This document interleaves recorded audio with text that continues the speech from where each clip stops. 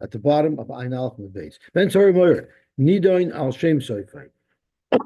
He didn't really do anything wrong right now, but he's judged because eventually he's going to end up doing bad things. So we want to stop him now. Now, one of the questions is going to be, if all we're trying to do is prevent him from doing something that he would have done bad, why give him skila? He didn't do anything wrong yet. You want to prevent him. If anything, you should give him chenek. Why give him the most serious type of misa that's available? So that is the question. So there's a whole bunch of Torah on it, but it's still a difficult question. One, the Yad Ramah says, the Yad Ramah says that since he's going to eventually kill people and be Mechal Shabbos, so that's where the skila comes from. Others say that since he's rebelling against his parents, it's going to lead to Megadav, to cursing his parents, and Mechal Avimai. That's where the skila comes from. And others say that it's because he's not just going to kill one person. Yes, the misa for killing one person is hereg, but he would kill multiple people. He's going to be Melastim Sabriyos. Well, that's the whole chiddush of Tzari Moyer. That's why I say huge chiddush. Because at the end of the day, no matter how we justify skila, he didn't do it, right? It's preventative. The way I look at it is, if you're going to give him the punishment as if he did it, so let him at least do it, right? Right. Okay, Geralti. So Ben Tzari Moyer need no Shem Soifai. Yomus Zakai Val Yomus Chai. Better he should die innocent than die guilty. Shemisasan Shalasham Hanalim. When a Russia dies, it's good for them because they can no longer do affairs. And it's good for the world because they can no more damage the world. L'tzadikim, on the other hand, a tzaddik who does mitzvahs with his time, ralahan if he dies, v'rala olam. Yain v'shina, which disable a person from being able to take any type of action.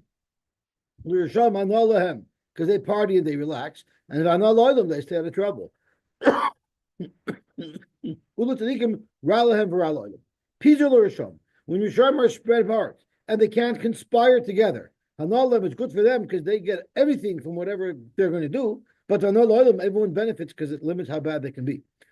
But tzaddikim, if they can't work together and multiply exponentially the good that they can bring to the world, then ra lahem v'ra la'olam. Kinos l'rishayim, when Rishayim come together, they can conspire together. Ra lahem v'ra la'olam. Tzaddikim anolam anolam. Sheket l'rishayim, when the Rosh has a peaceful life, gives him free time to be able to engage in doing bad things. Ra'alem v'ra'loilam, v'l'tzadikim hanolahem v'hanolaim. Zok the Heilige Gemara. Tanya Rabbi Yosy Aglili Omer. What justifies giving this Ben Tzari Moyer skila? V'chim ifnei she'achol zet atimar basa v'shas achatzi lug yayin ho'italki. Amar Torah yeitzei levezdin lisakeo. Ella, there's a reason for it. Higia Torah l'soif daidoi shel Ben Tzari Moyer. He's going to deplete his father's resources in the quest to satisfy his lust, and he will continue to look for it, but he won't be able to find. Therefore, what will he do to feed his addiction? Better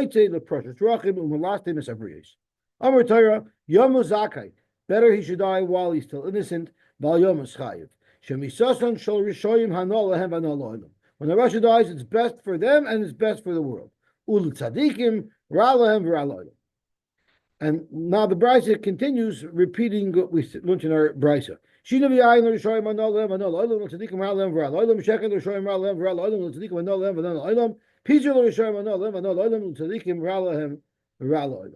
Now we're getting into a whole new sukkah. We learned not actually wrong because of what he would have done in the future. So a similar case is Habab and Machteres. Someone who is digging a tunnel to get under the wall into someone's house to burglarize him. The halacha is, the Torah says, that you have a right to kill him as the homeowner. As the Torah says, Im b'machteres yimatzei aganav. What if someone breaks into your house by digging under the wall? V'hika or v'huka, and the homeowner kills him. V'meis, and he dies. Ein loy damim. He has no damim, meaning his blood does not have to be avenged because he is deserving of death. But imzarcha olav hashemesh olav, if the sun shined on him, and we learned that means if he's someone who you know for sure would not kill you, such as your father, then damim loy, he does have blood, meaning you're not allowed to kill him. Excuse me. And Shalom, he would have to pay mainly if he doesn't have an imkar big nevas. So let's see the Heilige Mishnah. Habab machteres nidoin al shem soifoi. Hayabab machteres. What if he was doing just that? And while he was doing just that, the shibur esachavas, he broke a barrel. So do you say kamle b'derabamine? Im yesh loy damim chayiv, im ein loy damim pater. If he's a father who has damim, meaning you're not allowed to kill him, so he's not mischayiv b'nafshoy, then he'll be chayiv to pay. But if he was mischayiv b'nafshoy, he will be pater. So Rashi asks right off the bat, what do you mean mischayiv b'nafshoy? He wasn't killed. He obviously made it. Yes, you had a right to kill him, but he was not killed. So why should he be pater? Zok Rashi, something that we most likely already know, that kam le b'derabamine doesn't mean if he actually is sentenced to death and we kill him, then he doesn't have to pay mammon that was incurred simultaneously with his chiyuv misa. Since he was in a situation where he could have been killed, that is enough. And Rashi cites something else. What if someone does a malacha on Shabbos and simultaneously he damages somebody? So there's a chiyuv misa and a chiyuv mammon that came simultaneously. What if there was no edim? What if there was no hasra? So you wouldn't kill him for that. Do you say kamle b'derabamine there? Look, Rashi, of course. It's called chayv misha shoygin. So he didn't actually have to have been killed. Or even more than that, he doesn't even have to do something that he's going to get killed for. But since the thing that he's doing sometimes involves a chiyuv misa, you'll say kamle b'derabamine. Correct the Rashba right here on the Mishnah. I don't understand. Kamle b'derabamine tells Bezdin, if you're paskening on somebody that he's chayiv misa, you'll exonerate him, you won't enforce a payment that he would otherwise have to make because he damaged somebody. But this is not a Bezdin. The Bezdin was chayiv misa. Since he was above machteres during that period of time, he was going to be chayiv misa. But not necessarily, it's a Bezdin thing. So Dr. Raja, we actually have two Mekoros, two sources in the Torah for Kamei B'Drabbanei. One is Kidei Rishasai, and that's where we learn Mipnei Risha Achas Atama Chayvai, and not for two Rishas. Bezdin could only be Mechayvim for one of his liabilities. That's a rule for Bezdin. But there's another place where we learn Kamei B'Drabbanei from, and that is from the case that we just had in Parshas Mishpatim, where there was two men fighting, and one guy wanted to kill the other guy. He wound up and slugged him. And he also hit a woman who was pregnant. And the question is, does he have to pay the husband of the woman for the vlodus that he destroyed? So the Torah tells us, if he's not chayiv misa because he didn't kill anybody, then in fact he will pay for the vlodus. But if not, no, that wasn't a misa that was going to be passed by Bezdin. So therefore, you see kamei b'drabbanei. The other question is above machteres. Why is it that you're allowed to kill above machteres? Is it merely because you're allowed to protect yourself and in self-defense? Or do we say that there's actually a virtual verdict on the Ba b'Machteres, on this Ganev, that gives him a Chiyuv Misa? So it's mashma from Rashi, that there's a verdict because it says the Chiyuv Misa v'Chiyuv Tav Shlumin Ba'am Kechot. So it's mashma that we're talking about a chiyuv misa over here. Ba'machteres actually has a chiyuv misa on his head. So I'm a Rava. My time at the machteres. Why is it that the Torah said you're allowed to kill somebody who breaks into your house? Because chazaka eina demamaratzma amamoyna. No one's going to stand by and do nothing when someone's trying to steal from him. So he's going to resist and he's going to fight back. The high Meimer Omar. So the Ganev is going to say, I know that when I come in, he's going to resist me. What am I going to do? Am I going to force it or not? I am going to force it. I'm going to kill him if I have to. I'm going to get his money. So, and if he does resist, katil nalei, I will kill him. Now, this Baba Machteres, after a deeper analysis, actually is coming with the intent to murder. And that if somebody wants to come kill you, you should kill him first. As a matter of fact, in the Israeli parliament by the 67 war, by the 6-day war, when they launched a preemptive attack, this Gemara was quoted because it was clear that Egypt was going to attack them, and they decided to launch a preemptive attack. Yeah, and they weren't exactly Gedolei Olam like a Sanhedrin, but it was mentioned. Yeah, Amarab, Habab Machteres for not al Kalim v'yotza. What if someone was above Machteres? So he had this cloud of Nisa over him, which would patter him from Mammon, and he stole Kalim. He stole Kalim, and let's say those Kalim are ben, the Yotza Potter, he's Potter from giving it back. So now we need to understand, what does that do? Memela, a Chiv moment to be to pay won't be triggered. But how did this Kali suddenly become mine? Because of Kamle B'drabim. Zok Gemara my time up because B'domim Kanonu. Zok Rashi B'demei Nafshoy Kanon. Hoil V'nischayiv Mitzah B'likichosan. Again, it sounds like the Bab Machteres, it's not just self-defense.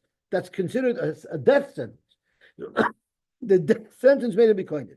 Omar Rava, so Rava said, Mistaver Milsa de Rav is Vicious Shibur. The Lesnahu. Mistaver Rav didn't say that somehow the ownership of this Keli changes because of Kamle B'drabine. It would be speaking where the Keli broke, so it's not here anymore, and the question really is the God of Mechuyev to pay back? So Rav says, Kamle B'drabine, he doesn't pay back. Avol Notal, but if he actually took the Keli loy, because what's going to cause the Keli just to change ownership? As Rav says, Avol Notal, Mistaver, B'al Milsa, the Rav deportable. There I wouldn't agree with Rav. They keep in the Kayomanin, the Keli is right here. So then Kalecha de Isnu, the more I do. It belongs to the owner. It's like a Pikotin. The Pikotin is by a Shomer, never belongs to the Shomer, goes back. So it was in his hands, so it goes back. But I'll make a shvua that Amar Rav afilu natal. Rav actually said that it would change the ownership. Why? What if I didn't break it? What if I am a person who's chayiv misa like a baba mafteres, and I knocked it over by mistake? I was completely annoyance. I'm still chayiv because the chayiv avonis is not tamachiyah. The chayiv avonis comes because you have a mixed ownership. Why is a shoyal chayiv anointed? He did nothing wrong. He didn't renege on any responsibility that he had. It's a total onus. Why is he chayiv? Because we look at it like it belongs to you. If it belongs to you, yeah, you suffer if something happens to it. So the chayiv onus in and of itself shows that there's some manifestation of kinim here. Alma b'shusei kaimi. You see that it is in the reshus. You see it is in the reshus of the person that took it. And in fact, Rav said that even if the keli is there, the ganav gets to keep it. But below, I disagree because yes, the Torah put it into shoyos reshus. Yes, the Torah put it into ganav's reshus, but not to actually give it to him. It's just look up at the fact that now he's going to suffer if it gets damaged or something happens to it. But if it's intact, to say that it actually belongs to him, you don't say that. Just like every shoyl, he pays for Einstein, but no one's going to argue that the shoyl owns the object. Clearly, the shoyl does not own the object, goes back to them. Now we will have a very safe trip. There and back. Tanan, Baba Machteres v'shibur esachavos. Someone was above Machteres and he broke a barrel along the way. Yesh loy damim. If you were not allowed to kill him, like he's a father, chayiv. But ein loy damim. But if you were allowed to kill him at the time, Potter, he will be Potter for breaking the chutz. Zok to Gemara, time of the shiver. It's a mashma that the only reason why he's Potter is because he broke it. Dichi ein loy damim. Potter. If he was chayiv mis at the time, he will be Potter. Hanotal. What about Rav's case? Because the Brisa picked Sheber. Why didn't the Brisa say, even if you took the Keli to hold for yourself, you can keep it? And vice the Brisa holds maybe you couldn't keep it. Aloy. So that's going to be a kasha on Rav. Dr. No, who adin, tafilu not alami. The Brisa is saying that even if the Keli is intact, you're allowed to keep it. And the Chiv Misa makes you be kinded. But the Hadikatani, Sheber esachavis. So you'll ask me a question, why did the Tana pick a case of Shiber? Why didn't the Tana pick a bigger Chiddush? Even if it's not a loss of Chavis, he gets to keep it. Because there's a special Chiddush in Shiber. Kamash Malon the Chiesh Leidamim, Afal Gav the Shiber Nami Chayiv. If there's a Chiyav Misa here, even if he purposely broke it, he'll still be Chayiv. Frank Gemara, do I need a Mishnah in Meseches Sanhedrin to teach that to me? I know that from Bava Kama. Shita Mazaku. He's a regular Mazik. Why would he not be Chayiv? This teaches you another Chiddush. Even if he didn't go and break it on purpose, it was a total mistake. He turned around and it was there, and he busted it, he'll still be Chayiv. Frank Gemara, that's not either something that needs to be taught to us in Sanhedrin. My Kamash Shalom, that Odamud Lo'ilam, a person's Chayiv for everything that he does, no matter what. I know that from Bava Kama as well. Tanina, we learned from Mishnah. Brisa, Odamud Lo'ilam, Ben B'Shoyig, Ben B'Mezid, Ben B'Oinis, Ben B'Rotzah. No, so you have a little bit of Akasha on Rav, but he's not Agush Logam.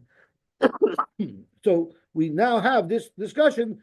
If someone is in the matzav of Kamle B'Derabim, he's in a matzav where he was Chayiv Mis at the time. We know for sure he'll be potter from Machiv on him to pay if he damages something. But Rav says there's even going to be a tour from him to give back something that he took because he will actually be koined, as the Gemara says, B'Domim Kanidim. Matzav Rav Bibi Barbai. So the Gemara wants to pose a kasha again on Rav. The Brisa says, Hagoynev Kis B'Shabbos, someone who stole a wallet full of money from somebody else on Shabbos. Chayiv there, you don't say Kamei B'Derabim. Why? When did the Chiv moment come? The Chiv moment came when he was in the Rishus of the victim and he lifted it up. He made a Kinyan Agba, he is now a Ganem. Sharin is Chayiv B'Gneva, Kaidim Sheyavoy L'Dei Isra Shabbos. When did Isra Shabbos come? When he walked out with that item into the Rishus HaRabim, and now he has transferred something from Rishus HaYochid to Rishus HaRabim, that's where the Chiv Shabbos comes. So the Chiv Shabbos and the Chiv Gneva are completely dislodged from each other. They're disconnected from each other, and therefore they both stand. But what if the way he stole it was he never made a Kinyan Hagbah in the Rishus of the Nignav? Rather, he was just dragging this money pouch, he was just dragging it along the floor, which means he was not kind of dragging something along the floor in the rishus of the owner does not make him be kind until he actually crosses the property line into the rishus rabbin. So now the geneva is occurring at the exact same moment as the haitzam rishus l'shus. Then he'll be potter from giving back the wallet. Sharai iser geneva the iser skila bomkech. So you see clearly that even though he has the money, he doesn't have to give it back. Actually, this supports Rav. But the case was that the money fell a river and got destroyed, and the shaila is the guy of B'chuliv to pay, and for that is where we say, Kamle v'drabim. Rava iknivulei dichri b'machtar. Someone broke into his house, b'machtaris, and stole some goats, some animals. Now, we know it was a matzav of Kamle v'drabim. The person would not be chayiv to pay back. The person decided to bring it back anyway.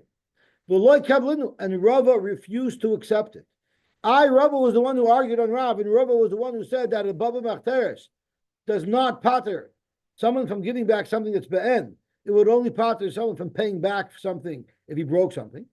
But you know why Rava didn't want to accept it? Since Rav had already said that this is something that he's not chayiv for, he does not have to give back, he didn't want to take it back. Toys was the obvious kasha. Even if there's a tour of Kamle B'Derabminei, we know that there's a mitzvah to return it Lotzeis Yudei Shemayim. So if there's a mitzvah to return Lotzeis Yudei Shemayim, why wouldn't Rava have accepted it so that the Ganiv could be Mekayim his Chiv B'Dei Shemayim to return it? If we look at the bottom Toys says Tema. HaMechayev Lotzeis Yudei Shemayim Kidamar Perka Poilim. Every Toys is an interesting twist. The Kan Lo Hoyu Roitzim Ha'achser Elam Ken Yechayevu V'Dina Adam. When this Ganiv came, he had some regrets, and he came to give the money back to Rav, give the animals back to Rav. He said, the only reason why I'm giving it back to you, not because I'm a firm guy, I want to be Mekayim B'Dei Shemayim, because I'm under the impression that I'm a chuyiv to give it back, because the Allah is like Rav and not like Rav. So therefore, Rav felt that I would take it back from him under that assumption, I'm a Ganiv, because he only wanted to give it to me because he thought the Allah is that he's chayiv to pay back. But Rav said he's not. He didn't want to be Mekayim b'dei shemayim. If he said, I'm giving it back to you because I want to be Yosy b'dei shemayim, then Rava would have taken it back. But he didn't want to do that. So Rava didn't want to steal it from him, ki'ilu, because he wasn't mechuyev to give it back. Taner Rabbanan, ein loy damim. If he has no damim, meaning he's someone who's going to kill you, and therefore you're allowed to kill him. So imzarcha Hashem shalom. If the sun shined on him, we saw that's the pasuk that says if the sun shined on him, you're not allowed to kill him. When the sun shines, it doesn't only shine on one person. It's not targeted. It's not a laser beam. Everyone gets lit up. Ella, what the Torah is trying to tell us is as follows: if you're 100% sure that he's not going to make peace with you, he's going to kill you. If you're 100% sure that he's going to kill you, then and only then hargeyu are you allowed to kill him. Vimlav, if you're not sure if this fellow is going to kill you or not, al targeyu, you're not allowed to kill him, which is a little bit difficult to understand at first glance because your life could be in danger. You don't know if this guy's going to kill you or not. You have to know that the guy is going to kill you. Like, how do you know that? But Tanya Yiddish, we have another brayso that says the opposite. Unless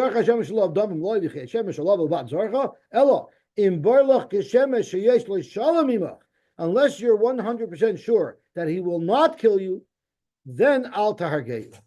But v'mlav, if you have any doubt, avad hargeyu. So frank the Gemara, kasha stama stama. We now have a stira. If you don't know if the guy's going to kill you, are you supposed to kill him or not? Zok Gemara loy kasha. It's not a stira. It depends on what type of perpetrator we are talking about. As the Gemara says on ayin beis on the base, kan be'av al haben. If the father is coming to break into his son's house, where we know for sure a father is not going to kill a son, there the brayso says, unless you're 100% sure that the father is going to kill you, you're not allowed to kill him because you have to assume that he's not going to kill you. But kan beven ala'av, when the Torah says, if you're not sure, kill him, unless you're sure that he's not going to kill you, you better kill him. That is the brayso that says, that's brayso speaking by a son to a father or any stranger who doesn't have the special protection of a father. Amarav, kol da'asi aloy b'machtarto katilna lei. If anybody breaks into my house b'machteres, I'm not asking any questions. I'm pulling out my revolver, I'm shooting him, I'm taking him right out. I'm not going to wait to figure out if he wants to kill me or not. But there's only one person besides my father that I wouldn't kill. Lebar me Rav Chanina bar Shila. Frank Gemara, what's so special about Rav Chanina bar Shila that you wouldn't kill him if he broke into your house? My time. If it's because he's a great tzaddik, yen the tzaddik. He's breaking into your house to steal from you. What? That's not exactly a tzaddik. I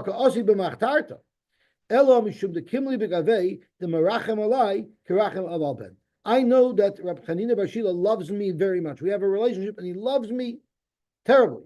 And since I know that, I know he would never kill me, so he would get the benefit of doubt from me. Gewaltig. Zok the Gemara, Tanu Rabban, Domim loy. You know, the Welt asks, why is it that a father, the Torah says, would never kill a son, but a son would kill a father? So the Welt says, and the Michtav Elio says, that the nature of a person is, there's nothing that creates more love than giving. As a matter of fact, they say ahava stems from the word have, give. And unlike what the world thinks, is that the more you love somebody, the more you give them, it's exactly the opposite. The more you give to somebody, the more you love them. Giving induces love. Therefore, if there is someone that you want to love but you can't, give them things. That will make you love them. As a matter of fact, the very first time in the Torah, where the Torah uses a word, I think the Goyen says that really defines the word. Does anybody know where the first time it is in the Torah that the Torah mentions the word Ava?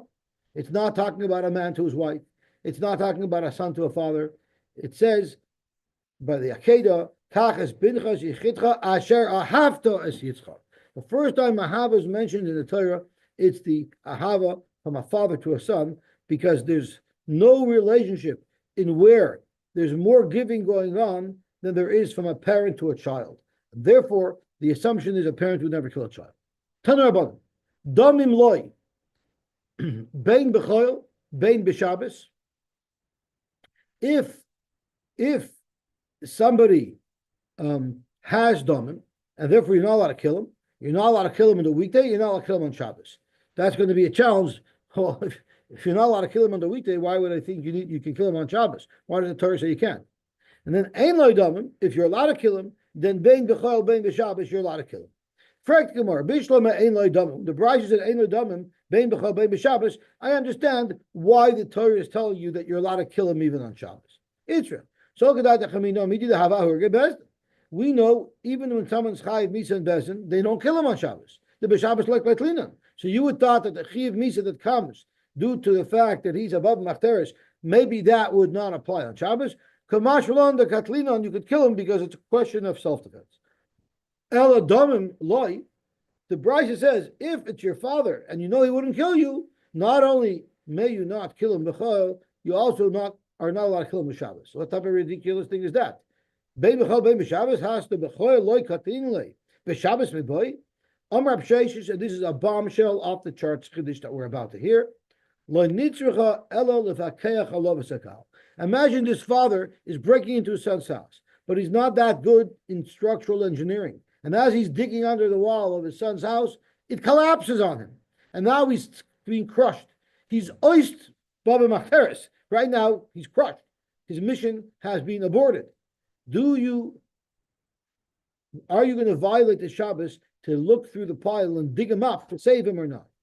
If it's your father, ben b'chol ben b'Shabbos, even on Shabbos, you would have to violate the Shabbos to dig him up. But if the guy's above machteres, a real above machteres, somebody you would have otherwise had the right to kill, and he's also a batlin, and the wall collapses on him on Shabbos, even though he's completely out of commission and he's no longer a threat to you at all, you're not allowed to be mechal Shabbos to dig up the wall. It's a huge chiddush, because if you think about it, the guy is completely clean right now. He's not going to do anything. He can't do anything. Nevertheless, since he was in the matzav of chiv misa, you do not dig up the wall on Shabbos. You let him die. Taner Rabbanan, v'huka. The lashon pasuk was in b'machteres yimotze.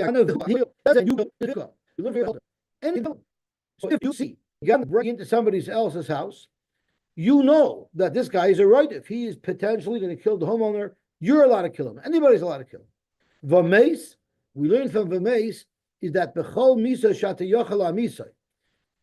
You're supposed to kill him with herring because he's like a ritzeach. But if you can't get him that way, you could kill him any way possible. Frank the Gemara, bishlama v'huka b'chol adam.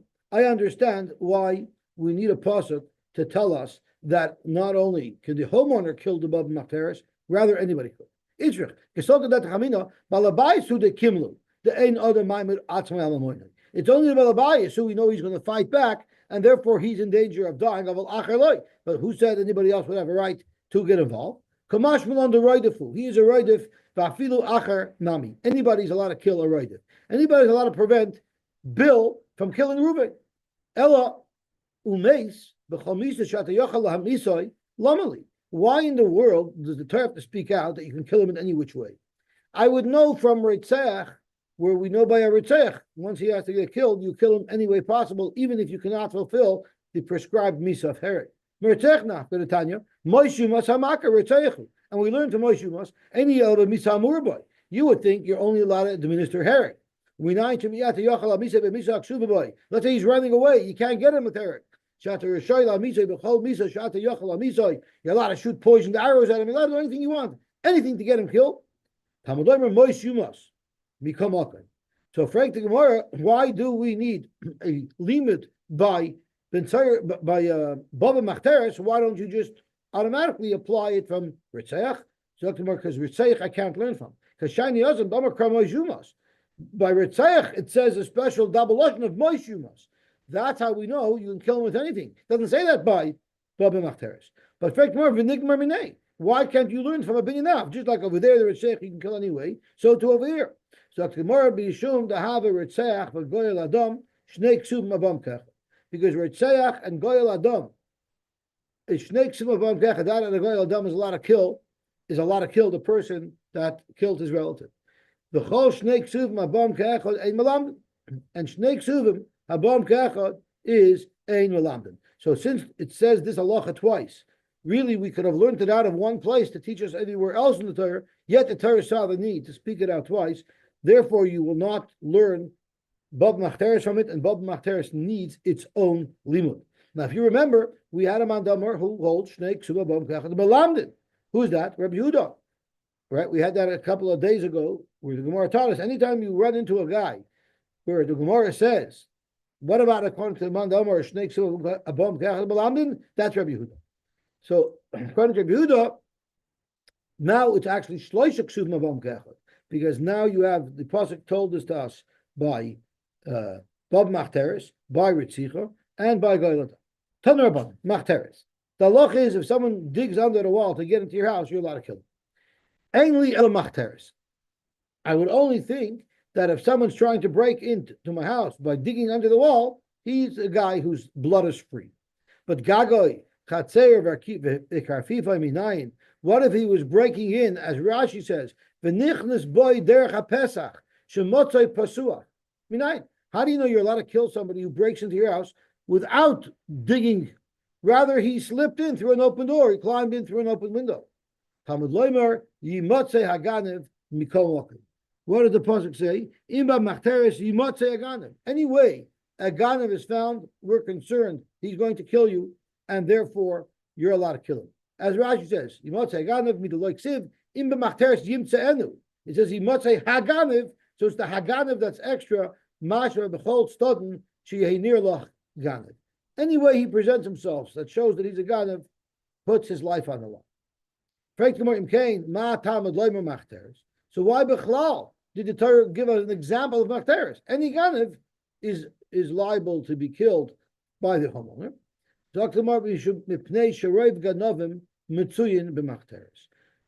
Most ganovim, the way they enter the house is by digging under the wall. That's why the Torah uses machteres, because that's the typical guy. Tanya Yidich, we learned machteres. Ainli machteres gagoy chatzeroi v'karfifai minayin tamulomer yimotzei haganev mikolmokai. Freit the Gemara imkein ma talmud lomer machteres machtartoi zui hasra osei. He learns that the Torah said machteres not because that's the derech. Rather, if someone is above in machteres, we know for sure he's going to kill you, and you're allowed to kill him without asra. But if he breaks into your house in any other way, like Gaga Chatzer or Kifivoy, the homeowner is not allowed to just kill him.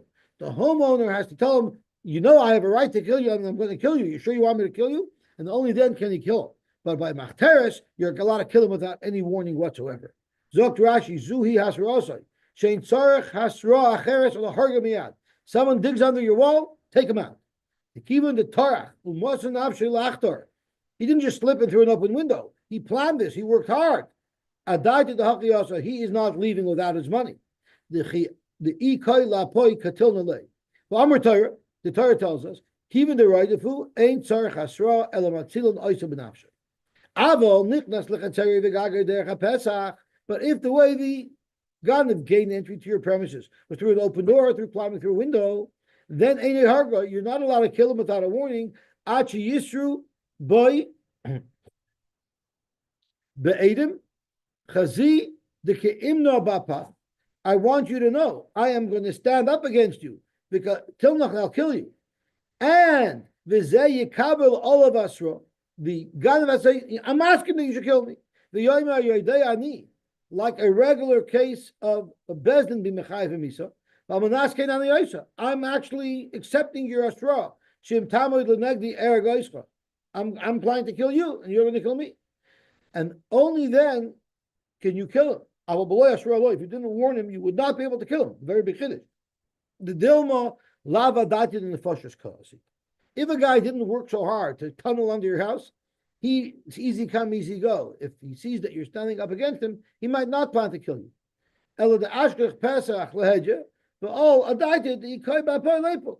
So above machteres, you know for sure he's going to kill you. Therefore, no questions asked, you're allowed to kill him. But somebody who broke into your house because it was easy, it was an opportunity, he was an opportunist, and there was a window open, there you don't kill him unless you warn him first. Amar Huna, katan haroidef. If the katan is a roidef, nitain la'atila b'nafshay. you're also allowed to kill the katan. Kasover roidiv ain't tzarich hasra. Vice the Chayshiyot, a roidiv does not need an asra, because if you did, a katan can't have an asra. He's not mature enough to absorb that asra, and therefore loish nagadav loish nakatan, you're allowed to kill without asra because he is a roidiv. There's a very interesting Rashi here that I don't have an answer for, but I think we should point it out. Rashi says, by the katan that's a roidev, Rashi says, katan a roidev, achar katan achar lahargay. It's speaking where the katan's running after another katan. Now, I don't know why it should make any difference at all who this katan is running after to kill. What if he's running after an adult? He's still a roidev. So I don't know why Rashi says this, but the Rishonim speak about it. The Achronim speak about it. Nitan latzila b'nafshay, yafil lakamon, or etzeach, nitan latzila b'nafshay, v'hai afal gav the katanu, v'lav bar kibuli hasrahu, even though he can't get hasra, l'gaber redifa, adini kagadol, you can kill him, kasar ravuna roidiv, and tzarech hasra, l'ini latzila b'nafshay. When a roidiv is running after you, you don't have to warn him, you can just kill him. So I did not, sarah, ela in bezdin, l'motzi l'migdalei, imharg b'lei hasra. Hasra is only required by bezdin who wants to pass on somebody that he's chayiv misa. A roidev and a nirdav, you don't have to ask questions. You can just kill the guy. Zog to Gemara Viter. This is another very big sugya about, are you allowed to do an abortion when the mother's life is being endangered by the child? That would be a roidev. So once the child's head is out of the body, that's considered he's an independent human. And then you're not allowed to kill him. We don't kill the child who's already born. He has a status of being born. His head came out because somebody else might die. In fact, why not? Am I roidev? Is this child not a roidev? This child is causing the mother to be in grave danger. So Gemara, no. This child didn't wake up that he wants to kill his mother. The Kadosh Baruch Hu created this situation that the childbirth is putting the mother in danger. That's not a roidev. Name a Messiah. Let's see if we can bring a raya. Roidev show you roidev achachaver lahargoi. There's a roidev pursuing somebody to kill him. Oimerloi, you tell him Re'eshi Yisraelhu. This person that you're running after and you're trying to kill, he's a Jewish man.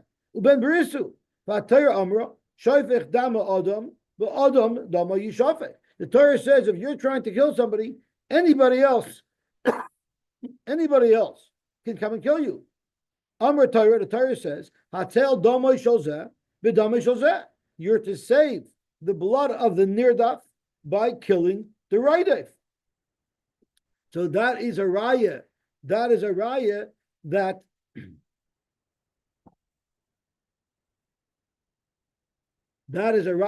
that you're allowed to be you're allowed to kill somebody without any hasra, because all it says is that you tell him this is a yid, but he doesn't have to be makabel upon himself the hasra and say afal piking. So you see, hasra is not necessary. So that's not a raya.